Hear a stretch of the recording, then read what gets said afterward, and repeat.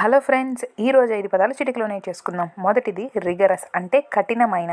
For example, ఎవరైనా తప్పు చేసిన వ్యక్తి మన కళ్ళ ముందుగా కనిపిస్తే మనం ఏం చేస్తాం? కఠినంగా వీడిని శిక్షించాలి అని అనుకుంటాం కదా. సో రిగరస్ అంటే కఠినమైన. రెండవది prima facie.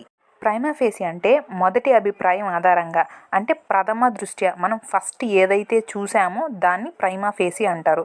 Third one facts issue, అంటే సమస్యలో ఉన్న వాస్తవం. ఫర్ ఎగ్జాంపుల్, మనం కోర్టుకి కొన్ని ఫ్యాక్ట్స్ చెప్తాం, మన వైపు జరిగింది. అవతల పార్టీ వాళ్ళు కూడా వాళ్ళకి జరిగింది చెప్తారు కదా.